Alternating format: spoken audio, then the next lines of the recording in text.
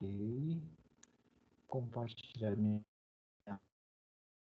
Hoje a gente vai conversar sobre um assunto que nós já mencionamos em outros momentos, mas eu gostaria de conversar com vocês alguns pontos aqui específicos. Nós tivemos aí os nossos seminários falando da psicologia e o direito penal, psicologia e direito civil, psicologia e direito do trabalho. Eu gostaria de conversar com vocês sobre a psicologia aplicada ao direito, considerando a infância e juventude. Acredito que vocês estejam visualizando aí a minha tela. Sim? Sim. Sim, professor.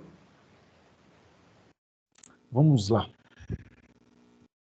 Primeiro é importante nós considerarmos, e eu creio que você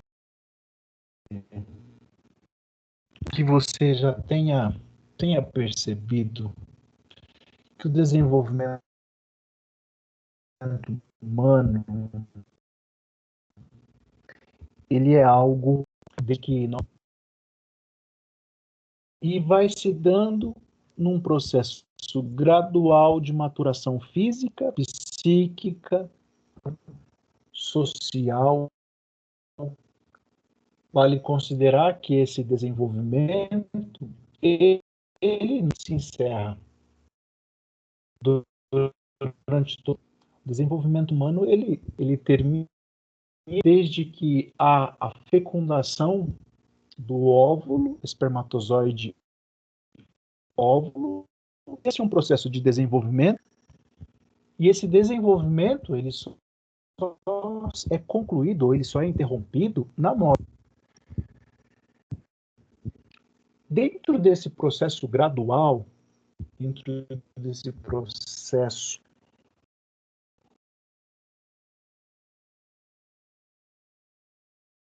são importantes de nós considerarmos questões estas que nós já conversamos em aulas anteriores. Eu gostaria de retomar com vocês hoje, pensando na psicologia aplicada ao direito, ou no direito se amparando no conhecimento da psicologia, quando leva-se em consideração questões sobre a infância e a juventude.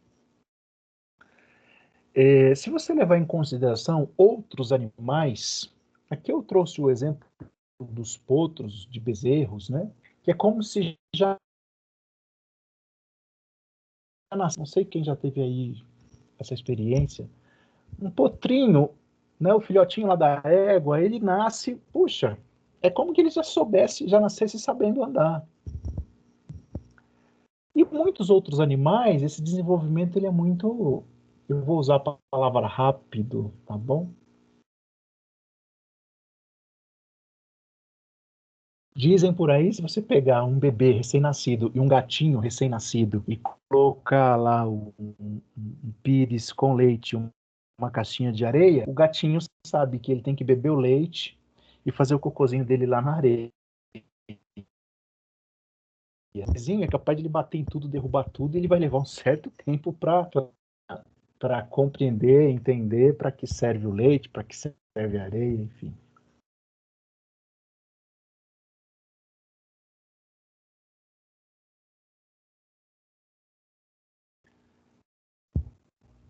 E por que é importante, né, nesse momento, nós pensarmos nisso?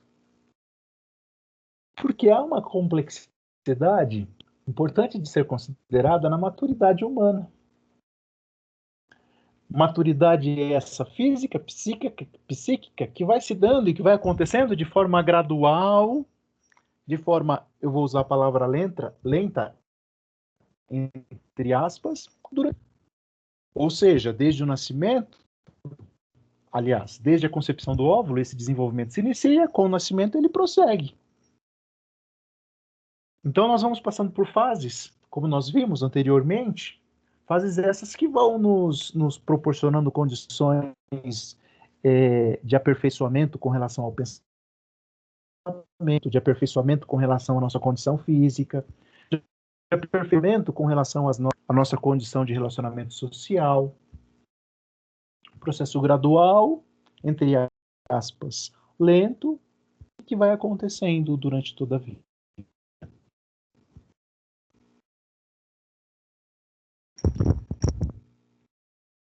uma grande contribuição da psicologia para o advogado, mas também para outras profissões, para outras áreas do demonstrar e mostrar cientificamente que o desenvolvimento humano está sendo, porque existem momentos mais críticos, momentos que possuem características específicas que compõem um conjunto de funções para aquele determinado momento, para aquela determinada fase do desenvolvimento humano. Por exemplo, se você pensar em um que nasceu, que acabou de nascer, até os seus 2 anos, na primeira infância, na chamada primeira infância, ele vai ter uma dependência das outras pessoas que cuidam dele.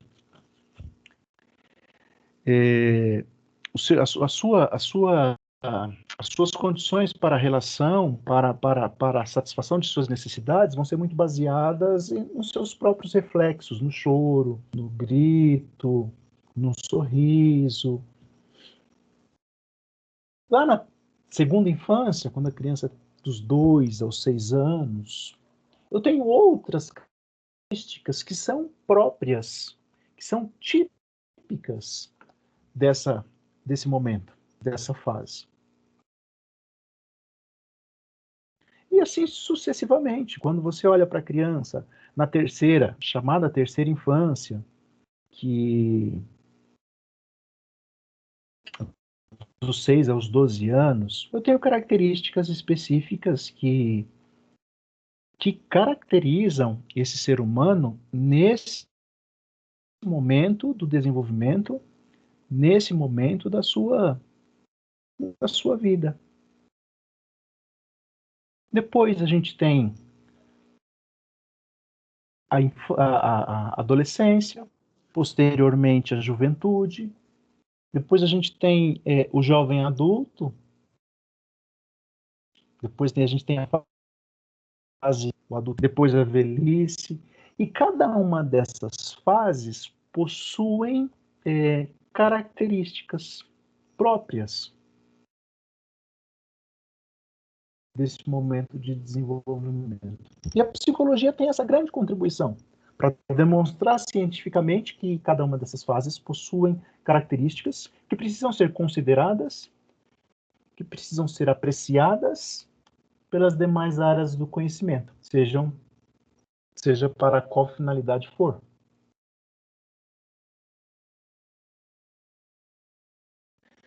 Quando pensamos nas contribuições da psicologia para o direito, nós vamos levar em consideração que essas constatações, que essas comprovações, elas podem e devem embasar tanto a formulação de leis, como a prática do cumprimento dessas leis, ou do não cumprimento dessas leis, levando-se em consideração a garantia de que esteja havendo o pleno desenvolvimento de crianças, o pleno desenvolvimento de adolescentes, quando se leva em consideração um conjunto de regras e de normas para se viver em sociedade.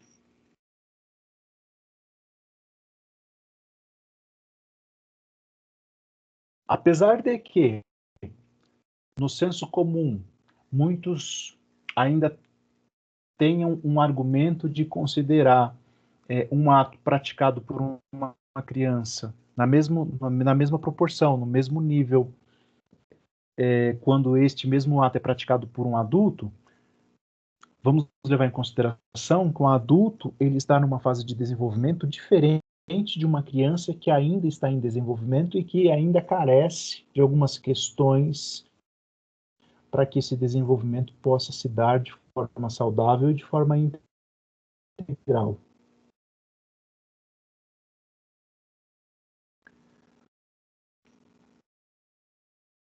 O mesmo ato praticado por um adulto de 35 anos, de 20 anos, sei lá,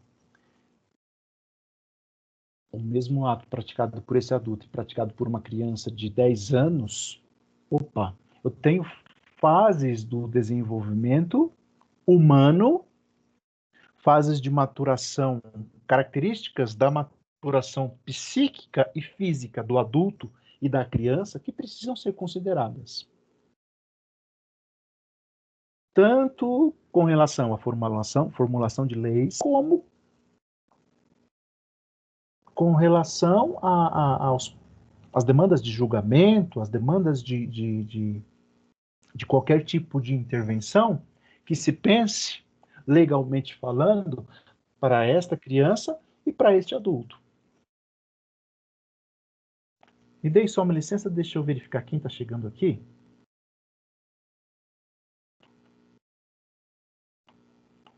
O Jonathan. Ok. Ô Jéssica, você pode fazer uma gentileza para mim, Jéssica Araújo? Sim? Eu vou te colocar como apresentadora aqui. Você recebe quem estiver chegando aí no lobby, por favor? Sim, professor. Por gentileza, tá? Se o pessoal chegar aí, pode admitir que eu não preciso interromper o compartilhamento de tela. Tá bom. Obrigado. Deixa eu ver se eu vou conseguir voltar agora. Só um minuto.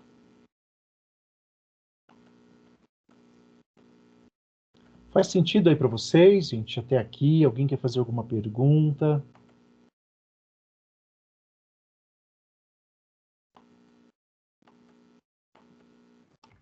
Por enquanto tá tranquilo, professor. Tá tranquilo? Tá bom.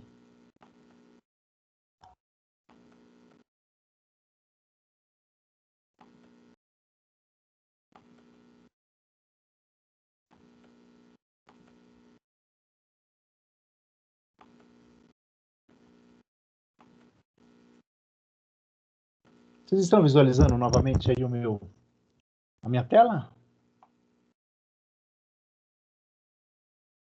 Tá mostrando o WhatsApp, professor. Então deve ter dado um atrasozinho, mas já está abrindo o slide. Está? Abriu? Não. Não, vou voltar. Ainda tá mostrando o WhatsApp para mim, professor. Só um segundo.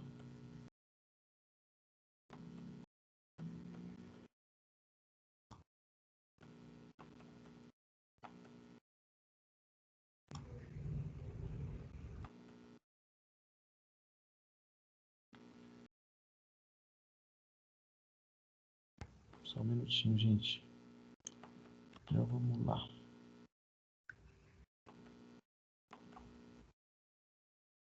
Pois é.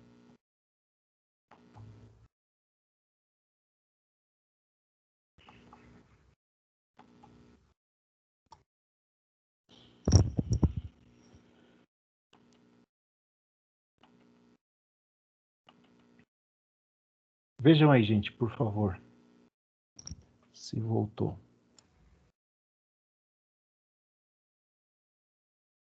Por enquanto, não. Para mim aparece o Drive. Meu Drive. Peraí, vamos lá. É, para mim.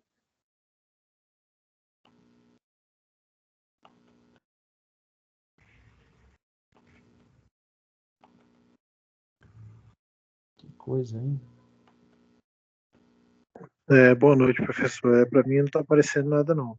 Acho que agora foi, hein, professor? Agora apareceu. Seu? Ok, Agora ótimo. Sim. Obrigado aí por avisar.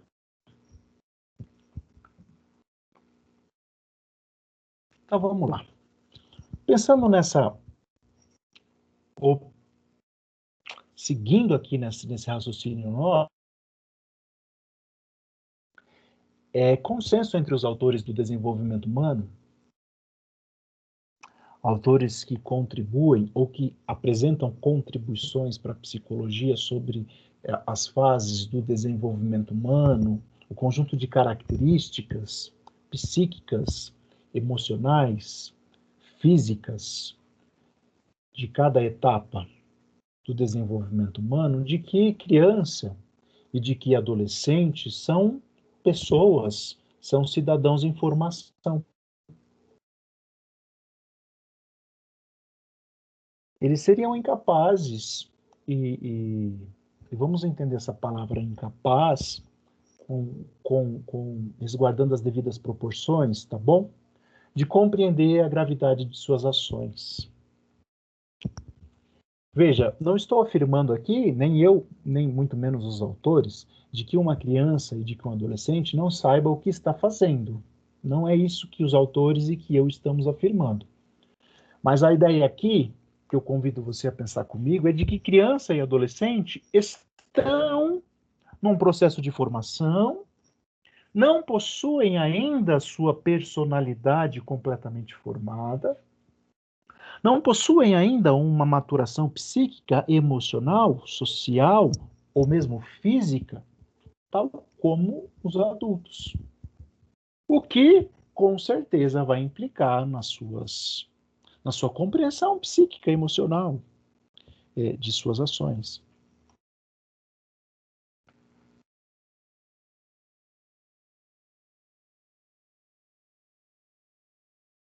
E nesse sentido, advogados e advogadas, é importante nós pensarmos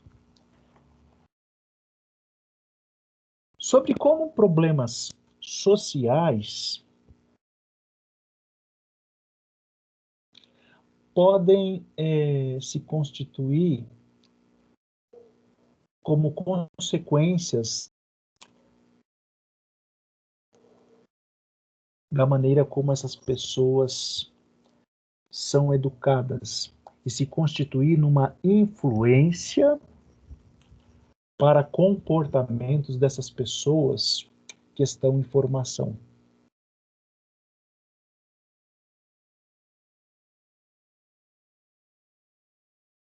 Em outras palavras, a maneira como essas pessoas foram educadas,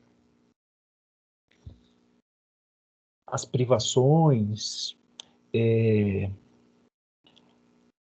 a violência, a segregação, abusos, as exclusões, elas vão se constituir como uma grande influência para ações e para comportamentos inadequados ou em desacordo com as normas, com as leis. Fato é, mesmo que isso não aconteça, que esses comportamentos em desacordo com as normas e com as leis, que se eles não acontecerem, um fato científico é de que essas questões, problemas sociais, a violência, a segregação, a privação, os abusos, eles vão implicar, com certeza, na formação de uma personalidade talvez disfuncional. Veja, se vocês me permitem uma analogia,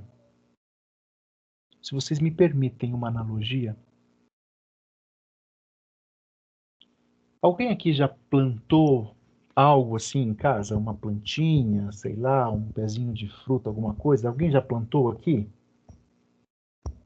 Sim. Já? Professor, eu já plantei, meu filho planta e ele tá até me cobrando do fruto que não brotou ainda, viu? Só para lembrar, senhores. Quando a gente planta uma florzinha, uma plantinha, né? O que a gente tem que fazer para essa plantinha crescer de forma saudável? Regar. Proporcionar condições de luz, de iluminação, muitas vezes, né, proporcionar a luz solar ali, né, no momento apropriado. Eu tenho que ficar cuidando para nenhum tipo de inseto, né, não tome conta da plantinha. Eu tenho que ficar observando se ervas daninhas não vão nascer em volta ali. Não é assim? A gente tem que ir cuidando dessa plantinha, proporcionando condições, proporcionando um ambiente adequado para que essa plantinha vá crescendo de forma saudável. E ela dê a flor, ou ela dê a fruta, ou ela fique bonitinha lá, né? E essa analogia eu acredito que representa bem o desenvolvimento humano. Se assim vocês me permitem utilizar essa analogia, tá bom? Puxa, uma criança acaba de nascer. como muitas estão nascendo nesse exato momento, qual será o ambiente no qual essa criança vai crescer? A psicologia contribui nos dizendo que esse ambiente precisa ser favorável, adequado.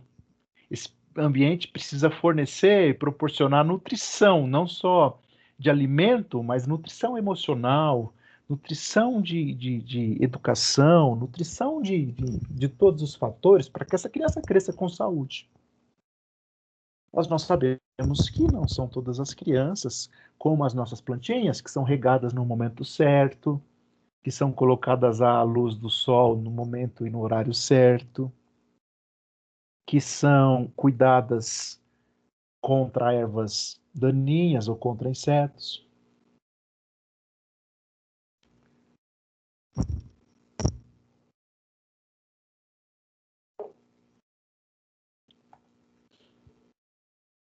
Um lar onde a harmonia, respeito, amor,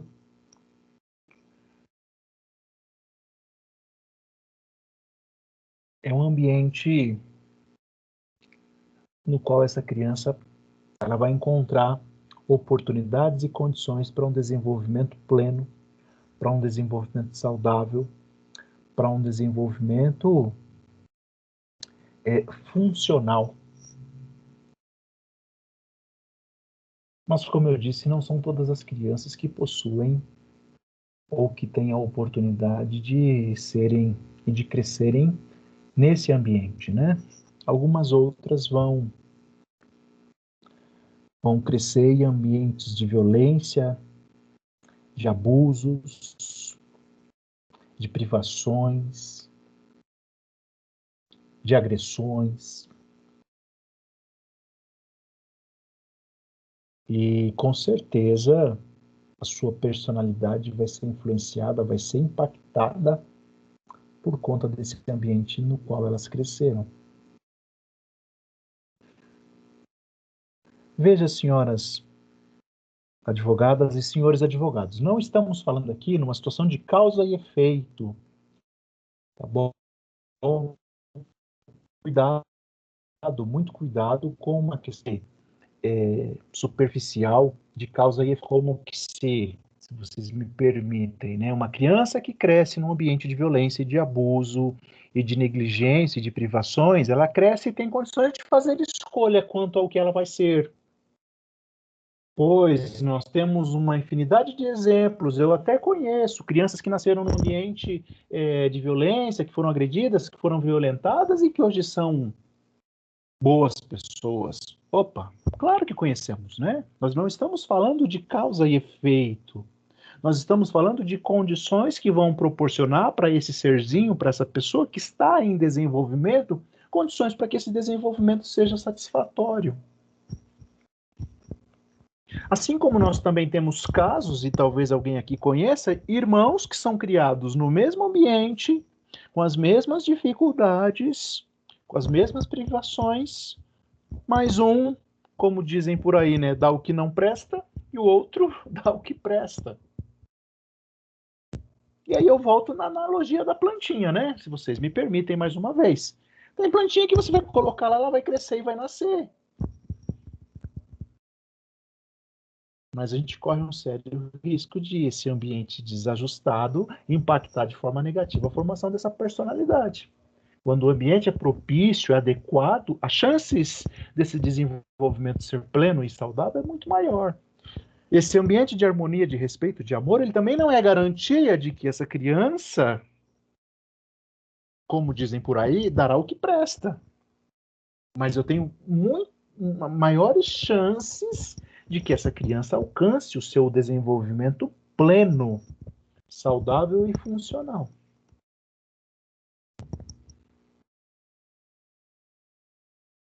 Psicologia e direito, né, que é as nossas discussões aqui nessa disciplina. A psicologia, entre muitas contribuições que nós estamos vendo, estamos discutindo ao longo dessa nossa disciplina de psicologia aplicada ao direito, e hoje ela tem essas contribuições científicas para que o Estado para que profissionais ou as outras, ou as áreas de conhecimento possam compreender o quanto se faz necessário que esse ambiente saudável, que esse ambiente adequado seja proporcionado em todos os aspectos para que essa criança, futuro adulto, possa se desenvolver e possa contribuir para a sociedade na qual está inserido, para que essa criança, para que esse adulto agora possa ser uma pessoa, um cidadão com direitos, com deveres, cumpre as normas, as regras sociais e que, enfim, contribui com o seu trabalho para a sociedade na qual está inserida. A psicologia demonstra isso com seu arcabouço teórico, científico, para as áreas do conhecimento, para o Estado, na formulação de leis e na execução dessas leis, e traz essa contribuição para nós, psicólogos, para vocês, advogados, para aqueles que estudam e querem estudar ou vão estudar psicologia jurídica. E o direito? Puxa, esse conhecimento, ele proporciona ao direito e aos seus operadores condições de proporcionar que essas normas que estão estabelecidas para a manutenção dos direitos desses seres que estão em desenvolvimento, que são as crianças e os adolescentes, possam ser cumpridas. Por meio da fiscalização, por meio da manutenção, da imposição de sanções àqueles que a descumprem.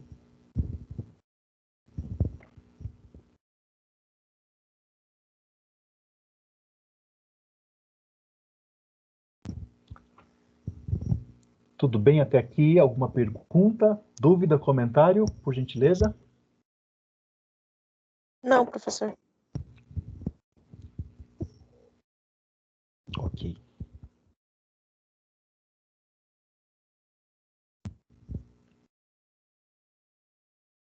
Essas normas estabelecidas que prevêem e que garantem a manutenção dos direitos das crianças e adolescentes enquanto seres em formação, no nosso país ela tem um histórico recente.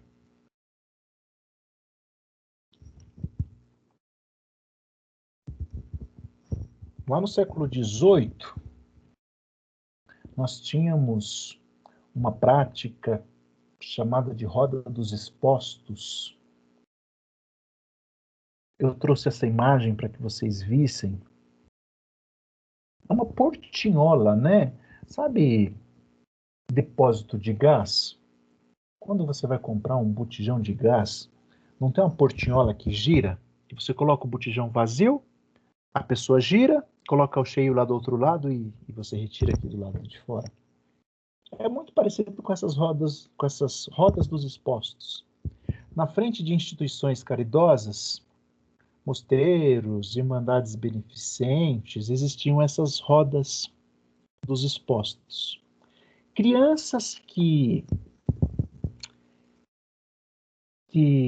possuíam alguma deficiência, crianças que não eram bem-vindas nas suas famílias, crianças que eram frutos de uma relação extraconjugal, crianças que as famílias não queriam, iam lá, colocavam nessas chamadas rodas e lá eram abandonadas.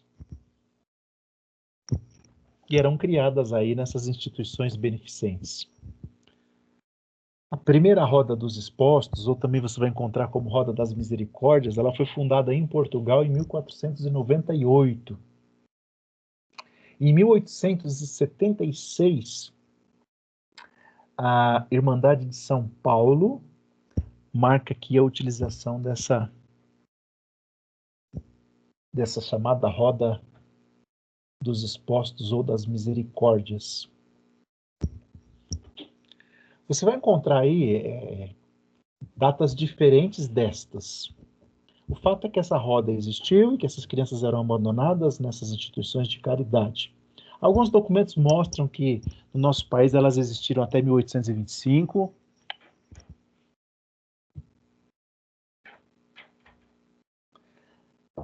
Mas você encontra também evidências de que na Santa Casa de Misericórdia de São Paulo, ela deixou de ser usada em 1950. Olha que isso não é tão antigo assim, né? Professor, Sim?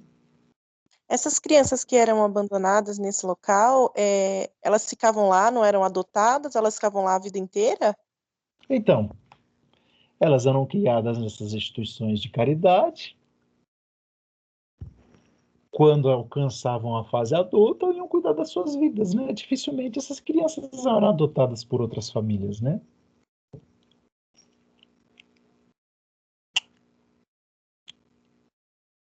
Essa era a situação das crianças aí nesse período, né? Século XVIII, Professor, e quem bancava XIX. essas instituições? As instituições caridosas, desde sempre, os seus recursos, na sua maioria, vêm de doações, né? Entendi. Nesse momento aqui, eu acredito que uma ligação muito mais próxima ao Estado, né, do que hoje em dia, talvez. Mas assim como hoje em dia, a maioria dos seus recursos oriundos aí de doações. Professor,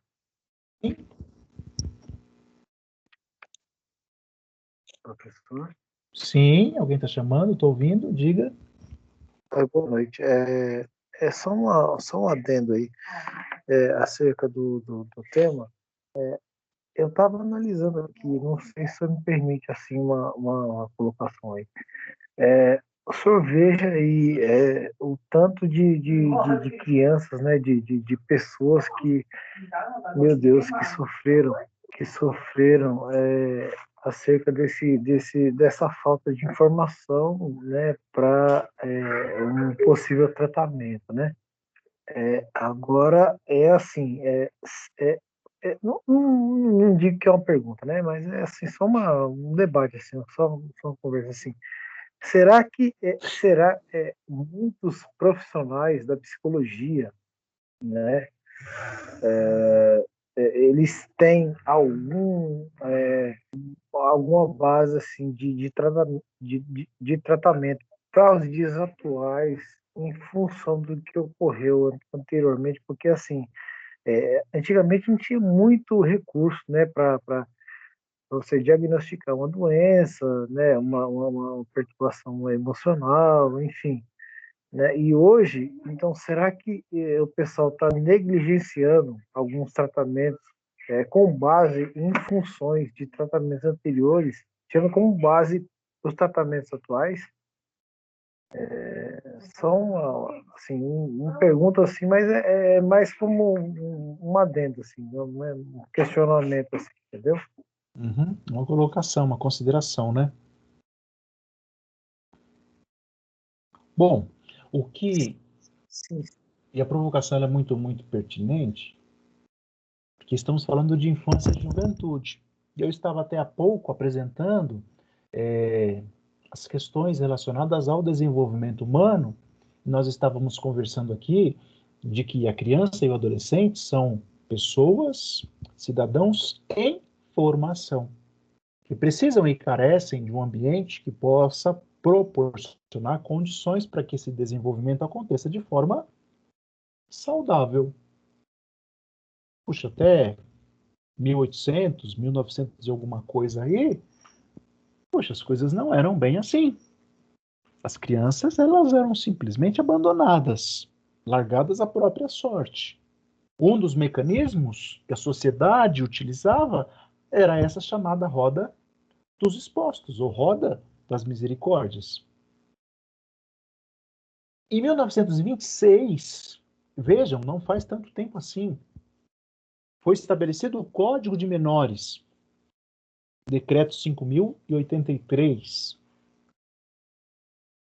com a perspectiva, pela primeira vez na história do Brasil, com medidas de proteção a crianças e adolescentes.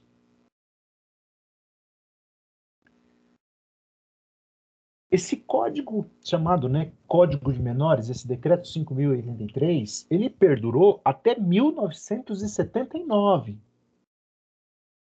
quando a lei 6.697 revogou o decreto anterior, continuou recebendo essa alcunha de Código de Menores, mas essa lei agora de 79, ela tinha um caráter mais repressivo. Esse decreto 6.697 de 79, ele criava mecanismos de controle de crianças e de adolescentes, criava instituições correcionais. E qual que era o objetivo desse decreto 6.697 de 79? Retirar do seio da sociedade essas crianças e esses adolescentes que destoavam das normas e das regras.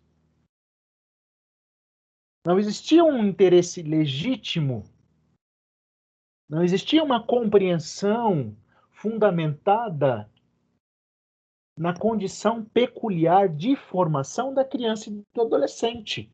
A ideia principal aqui nesse Código de Menores era retirar essa criança e esse adolescente que não cumpria com as normas e com as regras. Ah, por que ele não cumpre? Ah, que se dane. Me desculpem tal termo, mas era mais ou menos esse entendimento. Por que ele não cumpre com as normas? Ah, não interessa. Tira ele da sociedade e coloca ele em instituições correcionais.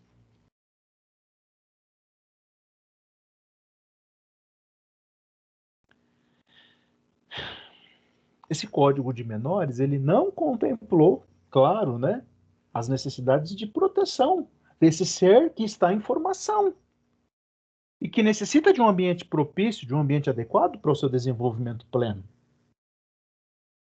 Então vejam, senhoras advogadas e senhores advogados, se eu retiro uma criança e um adolescente que destoou da norma e da regra, que delinquiu, eu retiro, como forma de proteger a sociedade, eu retiro esse adolescente, essa criança, do convívio social e coloco ela em instituições correcionais. Essa criança, esse adolescente, ele não vai permanecer nessa instituição correcional para sempre. Concordam comigo? Em algum momento ele vai sair. Qual foi o ambiente proporcionado para que essa criança e para que esse adolescente tivesse um desenvolvimento saudável? Quando ela sair, como ela vai sair? Então, esse Código de Menores, que tentava proteger a sociedade dessas crianças e desses adolescentes que destoavam das normas, eles passaram a ser responsáveis pela delinquência e pelo aumento da violência, uma vez que quando essas crianças, esses adolescentes, saíam para o convívio social na fase adulta, eles estavam influenciados por um ambiente inadequado, por um ambiente violento de segregação, de privação.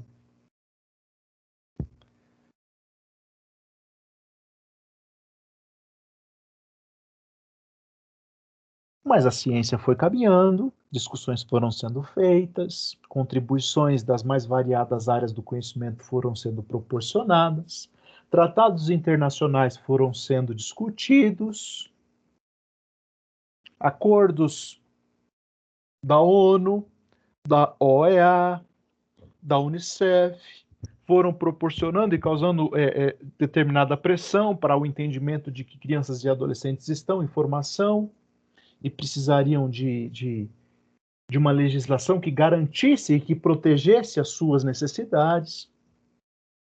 E aí nós temos em 1990, 30 anos, né? A Lei 8.069, que é o Estatuto da Criança e do Adolescente, o conhecido chamado ECA. Enquanto aquele Código de Menores visava proteger a sociedade dessas crianças e desses adolescentes, retirando eles do convívio,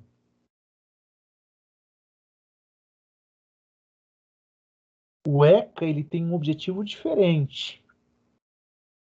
O objetivo dessa nova legislação de 1990 é proteger a criança e o adolescente, compreendendo e entendendo que é um ser que está em formação e que necessita de cuidados especiais por parte da sociedade.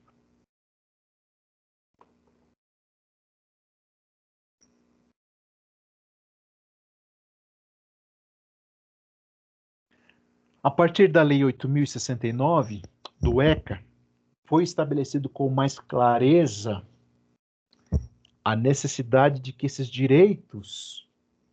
direitos das crianças e dos adolescentes fossem protegidos, fossem preservados.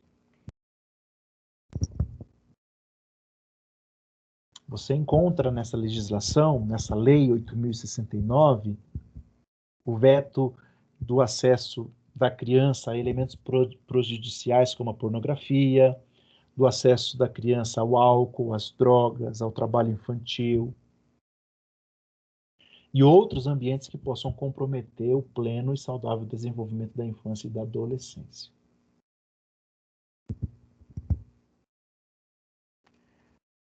Na Lei 8.069, no ECA, você encontra também a presença aí de uma equipe multidisciplinar apoiando o judiciário nas suas decisões, composta por assistentes sociais, por psicólogos, advogados com essa compreensão muito mais ampla, muito mais aprofundada do desenvolvimento humano, das fases e das características de cada etapa do desenvolvimento humano.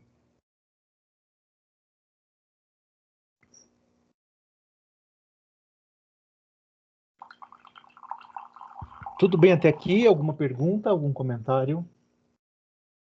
Não, professor.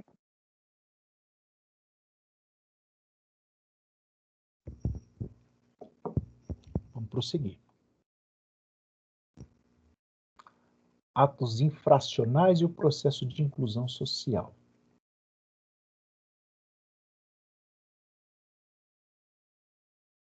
Eu trouxe essa ilustração aí, tá vendo? Um menor com uma metralhadora na mão, um adulto encapuzado, como se o adulto vendasse, né? Crianças e adolescentes, quando são colocados aí, a sua imagem ela é protegida, né? Então coloca-se uma tarja ali nos seus olhos, na sua face. Você vê que essa imagem ela nos convida a uma reflexão um pouco mais aprofundada. Eu tenho aqui uma pessoa, um adulto, um delinquente, um criminoso, enfim, uma pessoa que transgride as normas e as regras, e ele se utiliza dessa criança, colocando uma metralhadora em sua mão. Professor, perdoa. Hã? Desculpe, só não estou tendo acesso às imagens, só para informar aí. Positivo? Tá bom, eu tô compartilhando os slides, viu? Eu também não estou conseguindo ver, não, professor. O que Pra vocês mim estão tá vendo? normal. É. Eu perguntei agora há pouco, vocês deixaram de ver ou vocês não estavam vendo desde a hora que eu perguntei? Aí está a foto, né? Hã? Tá a foto e o texto em cima, atos infracionais. Isso. Tá normal. Normal. Normalzinho. Às vezes pode estar acontecendo algum problema aí. Mas eu já compartilhei esse material no AVA, viu, gente? Está disponível lá para que você possa consultar posteriormente, tá? E a aula também está sendo gravada, tá? Imagina. A aula está sendo gravada também para que você possa consultar isso depois. Bom, o ECA, o Estatuto da Criança e do Adolescente, que é a atual lei, a atual legislação, que tem por objetivo proteger os direitos de crianças e adolescentes no nosso país, estabelece também que a conduta antijurídica de criança e de adolescente é chamada ou entendida como um ato infracional. É uma ação, um ato infracional é uma ação que a resposta da justiça vai variar conforme a condição do indivíduo. Veja o que o ECA nos diz aqui. Nós estamos falando de um ser, de uma pessoa que está em formação e que a sua conduta antijurídica não é chamada de crime, não tem lá uma punição, uma sanção prevista, mas é chamada de ato infracional porque essa ação receberá uma resposta da justiça de acordo com a condição do indivíduo. Se for uma criança, até 12 anos completos, as ações previstas lá no ECA são de medidas protetivas, de apoio à família, Não é previsto a restrição de liberdade. Se for adolescente, a partir dos 13 anos, você tem lá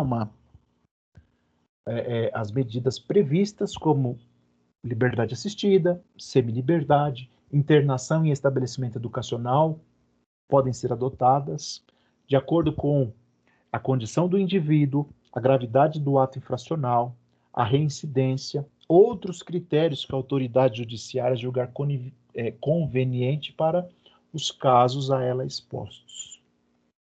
Veja, o Estatuto da Criança e do Adolescente, ela tem por objetivo proteger os direitos desse ser que está em desenvolvimento.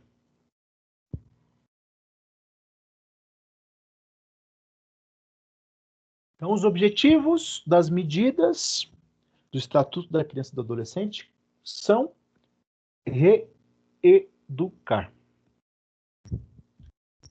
ou estão pautados na reeducação. Todas as medidas efetuadas para os menores não objetivam punir o menor infrator, mas sim reeducar e direcionar como medida de apoio social e psicológico, visando que a reintegração social e o pleno desenvolvimento desse ser enquanto indivíduo.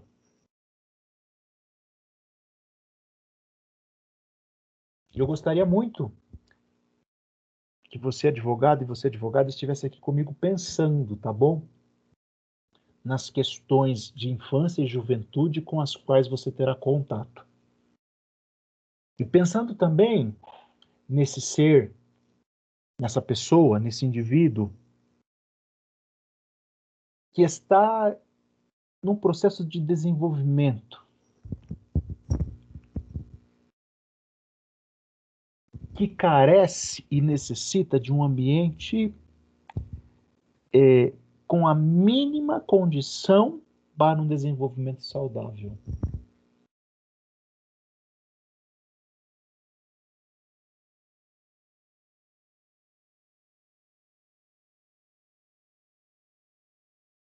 Quando a gente olha para a adolescência,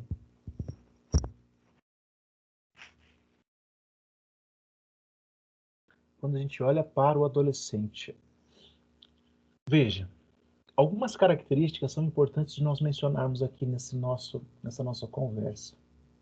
O adolescente, como uma característica natural, comum a esta fase do desenvolvimento humano, ele busca ações que possam proporcionar afirmação social.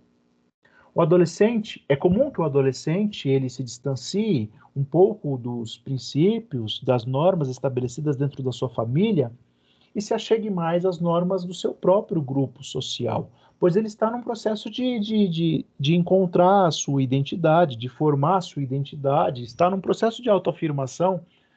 Quem é adolescente está passando por isso, se há algum aqui entre nós. Quem já passou sabe e lembra talvez um pouquinho das suas próprias características, dos seus próprios conflitos naturais de todos nós, seres humanos. Que muitos na nossa sociedade vão usar um termo que eu acho muito inadequado, que é aborrecente. Eu não gosto desse termo porque eu acho ele muito inadequado. A adolescência é uma construção sócio-histórica. A pessoa chamada de adolescente é a pessoa que está na puberdade. Ela está vivendo um turbilhão de questões hormonais, de desenvolvimento psíquico e físico, questões relacionadas à formação da sua identidade, a identificação com pessoas do seu grupo social, com seus amigos. Ela está vivendo aqui momentos de relacionamento íntimo, afetivo com outras pessoas. Então, é um momento que faz parte da vida de qualquer pessoa.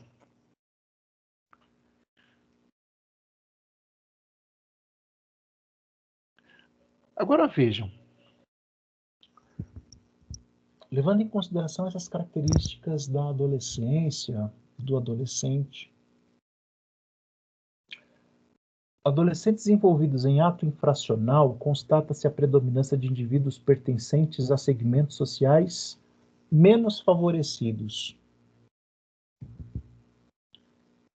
comumente advindos de lares desestruturados, genitores ausentes, violentos ou às vezes abusadores. Há uma relação também desses atos infracionais com a evasão escolar,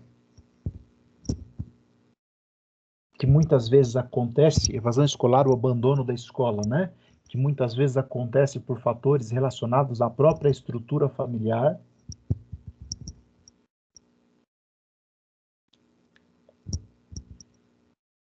E veja, senhoras advogadas e senhores advogados, estamos falando aqui do ambiente no qual esse adolescente, vivendo todos esses conflitos próprios da fase,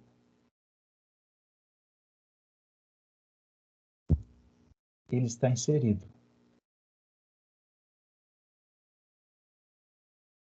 Além das questões conflituosas da própria fase, da puberdade, da adolescência, das ações de autoafirmação, de afirmação social, de busca de identidade.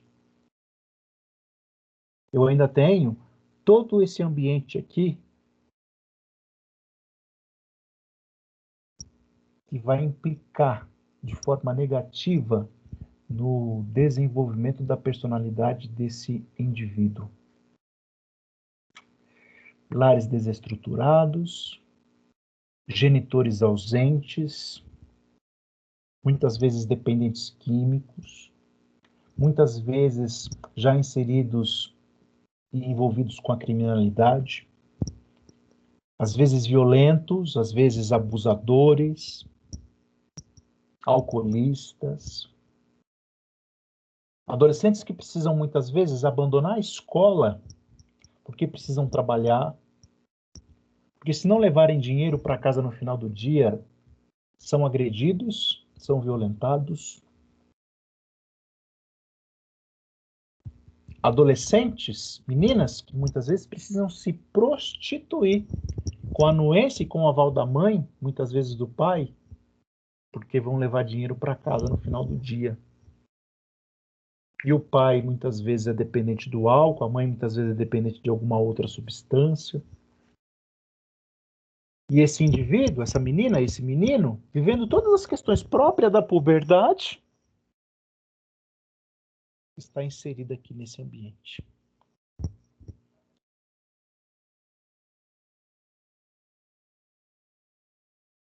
E aí se envolve, comete um ato, chamado ato infracional.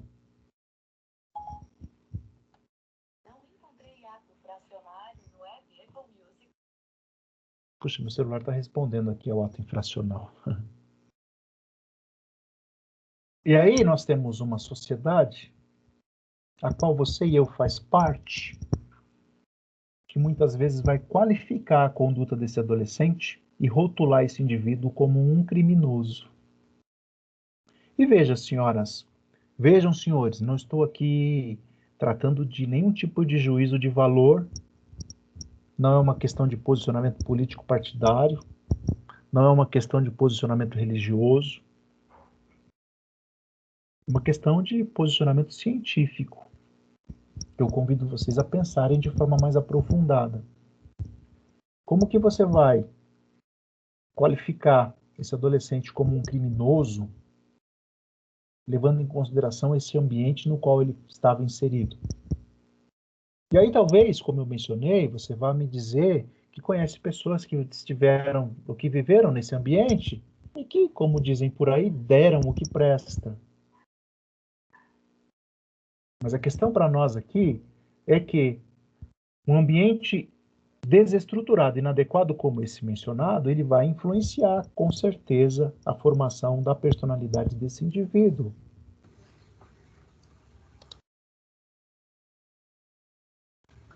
Esse adolescente envolvido no ato infracional, considerando que ele é um ser em formação, ele deve ser assistido pelo judiciário, pelas equipes de apoio multidisciplinar, para que possa proporcionar propostas pedagógicas, socioeducativas, para conduzir a vida dessa criança e desse adolescente para um direcionamento saudável. Professor, Quem chamou? Sim? Pode. o que o senhor acha, na sua opinião, de outros países que penalizam os adolescentes? Como, por exemplo, eu não sei se são em todos os estados dos Estados Unidos, mas lá a penalidade para adolescente também é severa, da mesma forma que fosse para um adulto. Quem perguntou? É a Jéssica Araújo. Jéssica, eu tenho minhas dúvidas com relação a essa punição, viu? A efetividade dessa punição. Veja, eu não estou aqui dizendo que eu sou contra uma medida, mas essa medida ela deve ter fundamentos para que aconteça. Em qual sentido, Jéssica e demais colegas, né? Quando esse adolescente comete um ato infracional que passa a ser chamado de criminoso pela sociedade, eu já mencionei isso com vocês aqui em outro momento. Quando esse adolescente que se envolve num ato infracional, que passa a ser chamado, mesmo que as medidas não sejam para um criminoso, mas ele passa a ser chamado como um criminoso pela sociedade. Não estou falando também de uma questão de causa e efeito, peço que vocês me entendam muito bem. Nem como uma questão de justificativa, tá bom? Mas quando esse adolescente se envolve num ato infracional, puxa, eu tenho aqui uma história de privação e de crime muito anterior a esse ato infracional. Talvez em outros países eu tenha um outro contexto, sabe, Jéssica? Outras fundamentações que embasam aquelas práticas. Agora, fato, e que nós precisamos conversar sobre isso, como operadores do direito, como estudantes de psicologia jurídica, é que no nosso país tem muita criança nascendo nesse exato momento que já está sendo vítima da omissão do Estado em vários aspectos. Eu não estou dizendo com isso, entendam muito bem, por favor, tá bom?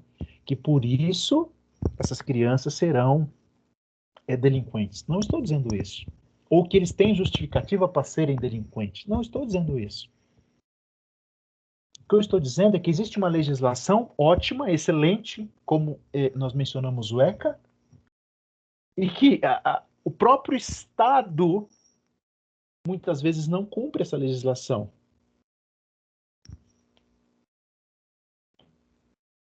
O próprio Estado não proporciona condições de lazer, condições de saúde, condições de educação, condições de saneamento básico, condições de cuidados mais básicos, essenciais ali para aquela família.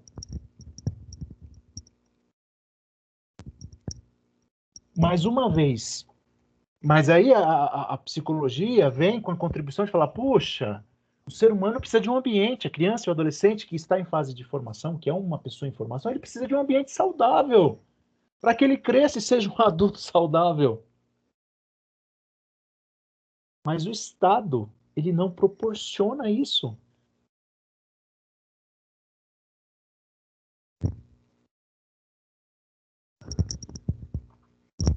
Mas a gente que eu digo, eu estou falando enquanto sociedade, tá? A gente olha por baixo aqui. A gente olha por baixo. A gente olha o moleque que está fumando maconha, que está usando droga. A gente não olha o Estado que tem dever de proteger essa criança, esse adolescente.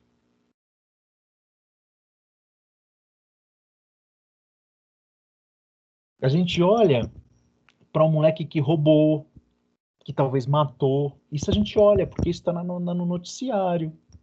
E é assim que o Estado quer que a gente continue olhando. Mas a gente não olha para aquela mãe que não encontrou uma creche para deixar os filhos. A gente não olha para aquela família que não encontrou uma vaga na escola, que é direito, que é obrigação do Estado. A gente não olha para aquela mãe que não encontrou um tratamento psicológico no posto de saúde perto da sua casa, que é direito e que é obrigação do Estado, mas ela não encontrou.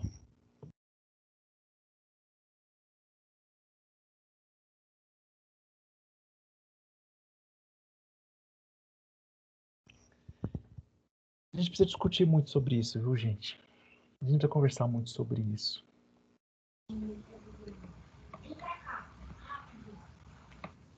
Bom, lembre-se, é importante apontar para o fato de que crianças e adolescentes estão em fase de desenvolvimento de sua personalidade. E não possuem completo discernimento dos fatos dos quais foram autores. Sabe, aí a gente vai voltar lá no senso comum, né? Sabem o que estão fazendo? Sabem o que estão fazendo. Mas eu estou falando aqui de seres que estão em formação e que carecem de um ambiente saudável de desenvolvimento. E que muitas vezes os próprios órgãos que representam o Estado excluem, marginalizam.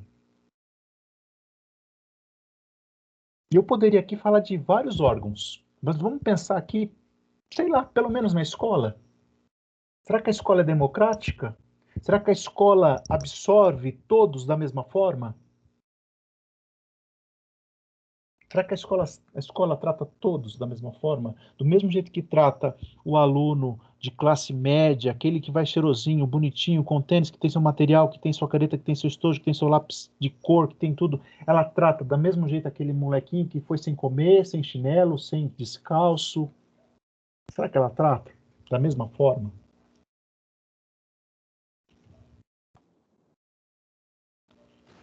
Professor, Sim. é o Lucivaldo. Oi, Lucivaldo. Boa noite. Professor, tendo em vista que não há creche para todos, isso a gente percebe com a pandemia até que o pessoal ficou tudo em casa, enfim.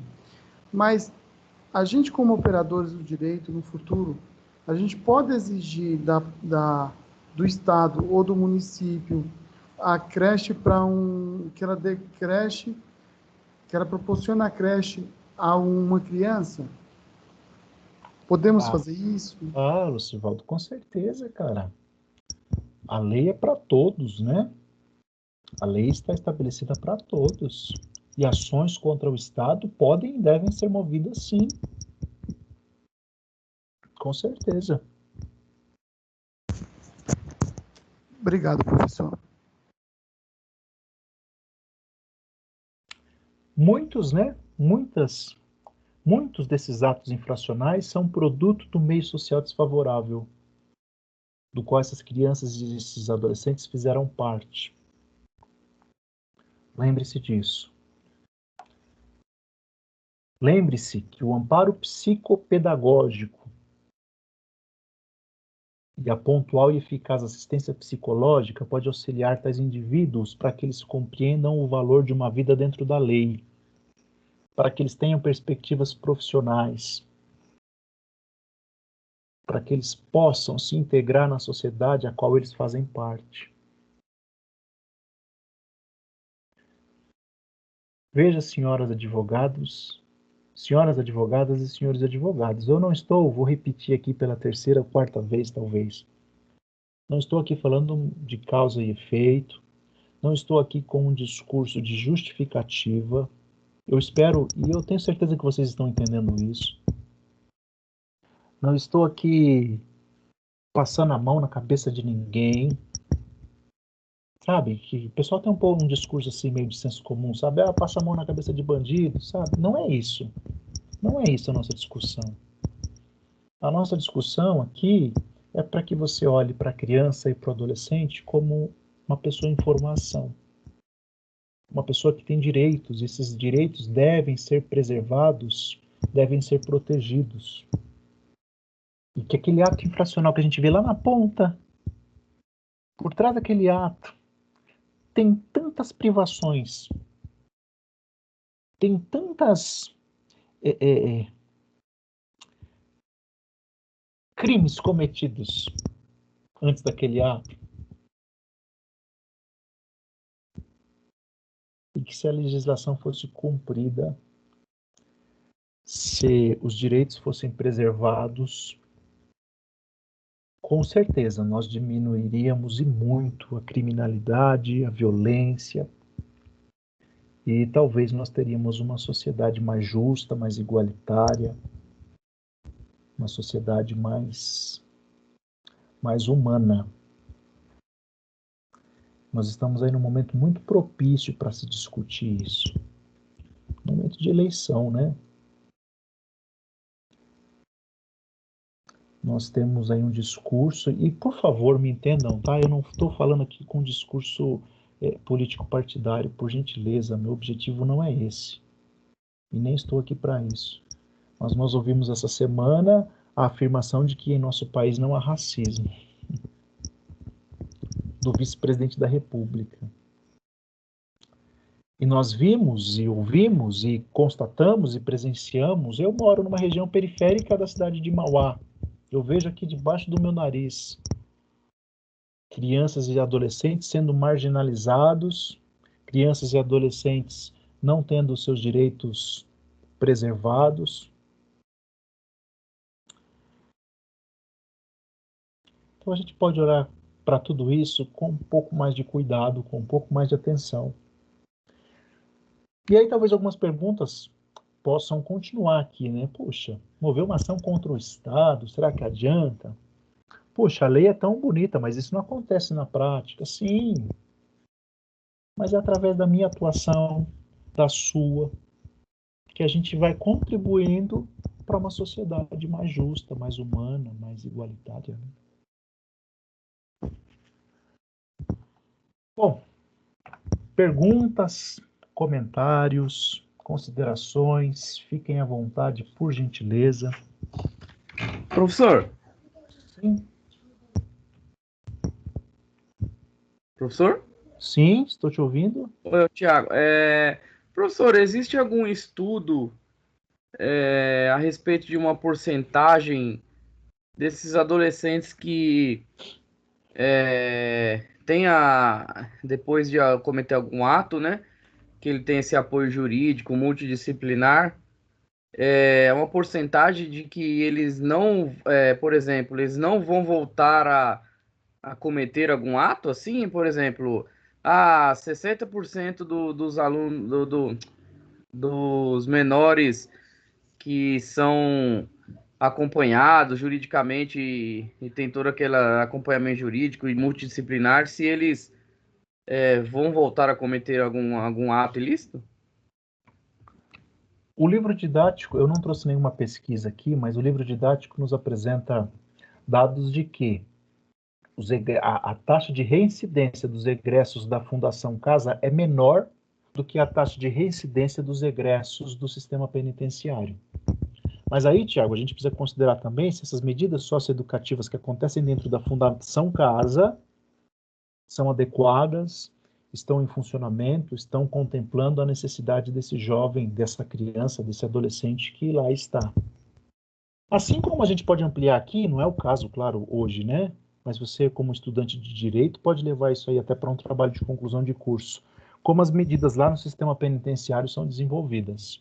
Se o Estado cumprir, de fato, com a ressocialização, com as medidas que podem proporcionar ressocialização ou não, ou se o nosso sistema penitenciário é só um depósito humano de pessoas que transgrediram e estão lá largadas à própria sorte e que um dia vão sair. E vão sair para serem o meu vizinho, para estarem comigo no trânsito e talvez saiam piores do que entraram. Essa é a minha impressão é justamente essa, professor, que os presídios, ele acho que mais pioram o humano em si do que façam que ele seja, né, tenha alguma melhora nesses atos que ele cometeram. Isso, e a gente precisa questionar isso. A gente precisa conversar sobre isso.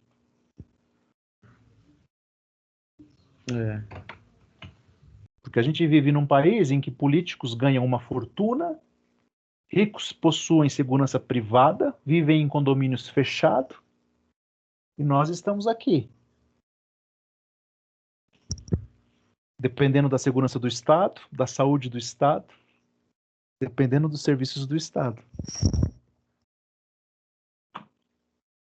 Bom, gente, é isso. Perguntas, comentários aí, alguma coisa? Fiquem à vontade. Divergências também são bem-vindas. Da minha parte não, professor. Alguém? Professor, Sim, só um comentário sobre a questão do racismo que o senhor falou. Na verdade, é aquela história, né? Eu nunca vou saber o que uma mulher sofre, porque eu não sou mulher. Então, assim, um branco nunca vai saber o que um negro sofre, porque ele não é negro. Então, acho que você abrir a boca para falar que no Brasil não existe o racismo, nem o racismo estrutural, é muito pesado. lamentável, né, Evandro? Na verdade. No mínimo lamentável, né? Sim. No mínimo lamentável.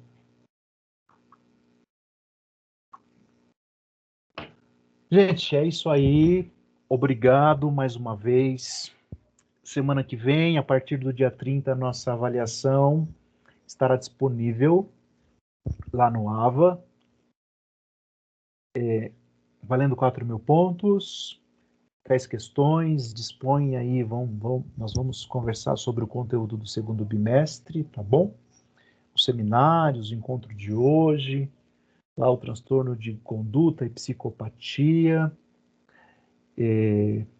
Reveja, retome as leituras, reveja as aulas. Se houver alguma dúvida, alguma dificuldade, eu estou à disposição, tá bom?